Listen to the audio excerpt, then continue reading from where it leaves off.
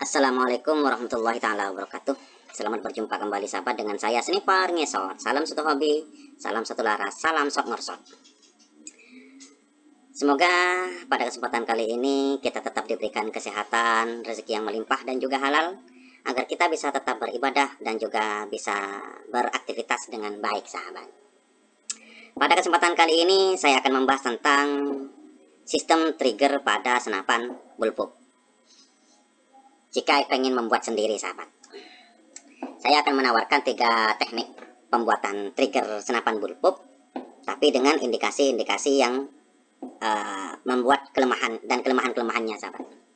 Baik, bagi kita pemilik senapan klasik semacam ini saya membuat gambar sederhana saja sahabat, tapi bentuknya memang dibuat kecil semacam ini karena kalau panjang nanti gambarnya bahkan lebih tidak tampak sahabat. Saya buat ringkas saja gambarnya semacam ini. Bullpup ataupun popor bullpup biasanya juga sahabat bisa dibuat dengan senapan yang dengan popor klasik semacam ini. Tapi popor bullpup itu hanya bisa digunakan selain uklik sahabat. Bisa senapan gejluk atau bisa juga PCP, atau sahabat bisa juga dengan uklik tapi yang pomping agar tidak terganggu pompanya bagian bawah di sini sahabat. Kemudian setelah kita coba ganti popornya menggunakan bullpup semacam ini, saya gambar bullpup jadi popornya akan tampak lebih pendek sahabat. Awalnya popornya ini panjang karena bagian belakangnya ini melewati chambernya. Sekarang popornya menjadi pendek karena bagian belakang ini lurus dengan chamber.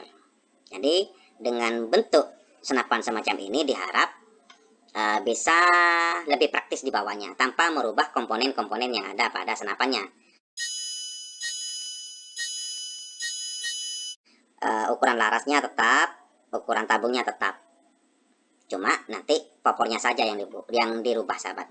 Tapi selain popor kita rubah, maka triggernya pun atau pelatuknya kita harus rubah sahabat. Contohnya seperti ini, karena pelatuk yang asli atau trigger yang asli itu pas di bawah chamber. Ini chambernya pas di bawah chamber. Sedangkan ketika sudah menjadi popor bullpup, maka yang jelas triggernya ini akan lebih maju. Tidak di sini lagi, tapi ada di tengah senapan. Loh, kalau ada di tengah senapan ini sahabat, bagaimana caranya? Maka aslinya sahabat, trigger ini pada senapan bullpup itu ada 2 triggernya, yaitu trigger belakang sebagai trigger utama atau pelatuk utama untuk menggerakkan sistem hammer ataupun sistem aspentil pada uklik atau hammer pada PCP atau gejluk. Sedangkan pelatuk yang di depan ini adalah sebagai pembantu untuk menggerakkan trigger belakang. Jadi triggernya ada 2, depan dan belakang sahabat. Juga box picunya juga ada 2 box picu. Bisa lah tanpa box picu boleh, asalkan trigger ini bisa bekerja dengan baik. Selanjutnya sahabat, untuk menggerakkan trigger bagian belakang ini, yaitu ada beberapa teknik yang ditawarkan. Yang pertama adalah dengan memberikan kawat penghubung dari trigger depan ke trigger belakang. Kawat penghubung ini diletakkan di bawah pasak pengunci trigger. Pasak pengunci trigger. Ini disebut oleh saya modanya adalah sistem dorong, yaitu saat trigger bagian depan ini didorong ke belakang, maka trigger bagian belakang juga akan ikut terdorong. Contohnya semacam ini. Nah, contohnya semacam ini, akan ikut terdorong. Dan cara seperti ini sahabat, cara yang sangat praktis. Cukup memberikan kawat panjang penghubung antara trigger depan menuju trigger belakang. Nah, namun sahabat, ini ada kelemahannya. Apa kelemahannya? Yaitu kawat yang digunakan di sini sahabat harus benar-benar kuat. Harus benar-benar kuat. Karena kadang-kadang sahabat, trigger ini, untuk menggerakkan trigger ini aslinya sangat keras. Bukan sangat keras sih, agak keras. Apalagi harus ditambah dengan alat pendorong lagi, maka kekerasannya pun akan bertambah sahabat. Kekerasannya akan bertambah. Sehingga kalau umpamanya kawat yang digunakan bagian tengah ini tidak kuat, maka efeknya adalah bengkok. Bengkok semacam ini. Bahkan kalau sering digunakan juga akan bengkok. Akan semakin bengkok semacam ini. Setelah bengkok semacam ini sahabat, maka yang jelas walaupun trigger depan kita sudah tekan semaksimal mungkin, trigger belakang ini nggak bergerak, tidak bisa menggerakkan aspentil atau tidak bisa menggerakkan plat L atau tidak bisa menggerakkan hammer pada PCP. Oke, itu kelemahan kalau menggunakan sistem dorong. Tapi sahabat, jika Anda mampu membuat trigger kawat ini mencari yang keras, yang benar-benar tidak akan berubah efeknya, maka ini merupakan teknik yang paling mudah.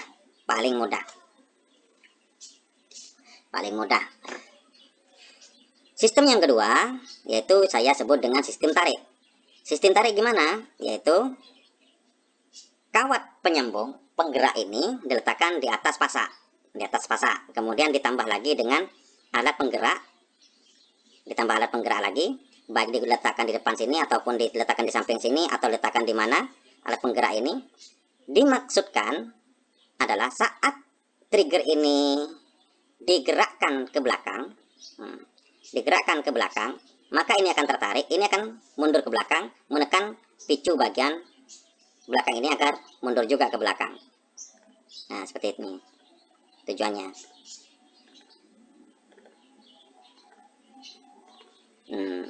Jadi tujuannya adalah untuk menggerakkan ini agar bergerak, ini ditarik, ini akan mundur ke belakang dan ini akan menekan trigger belakang agar plat L bisa tertekan ataupun hammer bisa terlepas.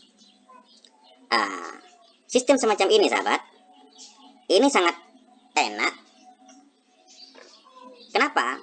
Karena efek dorong berubah menjadi sistem tarik. Sistem tarik ini sahabat, tekanannya lebih ringan daripada sistem dorong tadi. Kalau sistem dorong semacam ini sahabat, tekanannya lebih berat, akan membuat kawat ini akan melengkung jika tidak kuat.